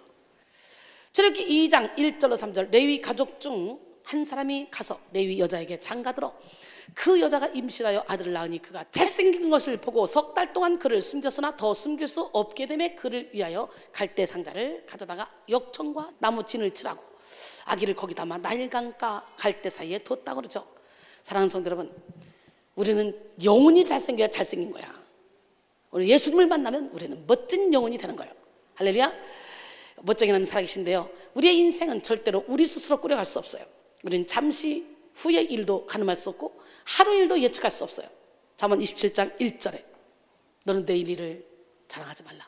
하루 동안에 무슨 일이 일어나는지 내가 알 수 없습니다. 야고보서 4장 14절에 내일 일을 너희가 알지 못하노다. 너희 생명 무엇이냐? 너희는 잠깐 보이다가 없어지는 안개니라 그랬어요. 피조물된 우리가 할 일은 모든 욕심을 내려놓고 모든 집착을 내려놓고 하나님의 주권을 인정하고 내 삶을 주관하여 주실 하나님에 대한 강력한 믿음을 가지고 주님 안에서 사는 것입니다. 하나님은 아이를 낳지 못하던 자에 불과한 한나를 통해 그녀의 가정을 복의 가정으로 변화시켜줬어요.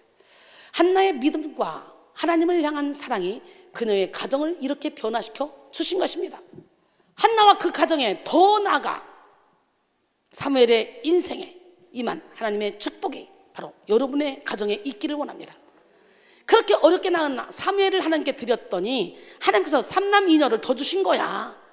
멋지지 않습니까?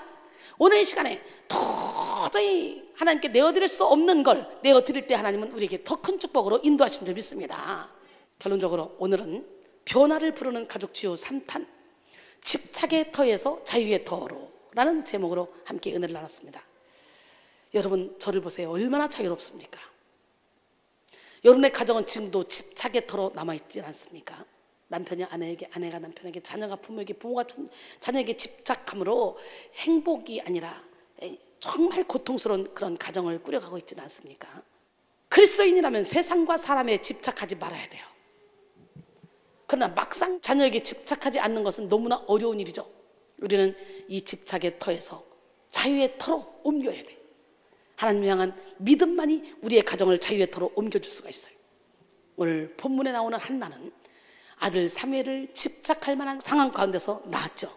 아들을 일반적으로 볼 때 정말 귀한 자식, 힘들게 낳은 자식으로 집착하기 쉬운 환경에 있었습니다. 그러나 그녀는 집착하지 않았어요. 하나님과의 약속을 지켰어요. 서원 기도를 지켰어요. 그녀가 집착하지 않을 수 있었던 이유가 뭡니까? 하나님을 의심하지 않았기 때문에, 하나님의 주권을 인정했기 때문에. 오늘 하나님을 의심하지 마시고 하나님의 주권을 인정하는 여러분 모두가 되기를 원합니다. 그녀는 자신과 아들에게 초점을 맞추지 않고 하나님의 은혜에, 하나님의 구원에 초점을 맞췄기 때문에 집착하지 않을 수 있었던 거예요. 세상과 자녀에 집착하지 않는 한나의 가정을 하나님께서는 돌보아 주셨고, 하나님께 드린 아들 사무엘은 하나님 앞에서 올바르게 자라날 수 있었습니다. 한낱 자식을 낳지 못한 슬픈 그녀의 운명을 하나님은 복의 가정으로 변화시켜 준 거예요. 결국 하나님은 사무엘 외에 3남 2녀를 주셨어. 사랑하는 여러분, 오늘 우리도 한나처럼 하나님께 초점 맞춰진 인생을 살기를 소망합니다. 하나님을 믿음으로 하나님께 가정을 맡겨서 집착의 터에서 벗어나 자유의 터에서 행복하게 사시기를 주님의 이름으로 축원합니다. 예, 그럴 때 여러분의 그 행복한 가정, 그 가정에서 빛을 발하고 그리스도의 향기를 나타내므로 여러분의 주변 사람들이 변화되는 역사가 일어나 우리 모두 다 축복의 통로로 십자가 전달자로 살아가기를 주님의 이름으로 축원합니다.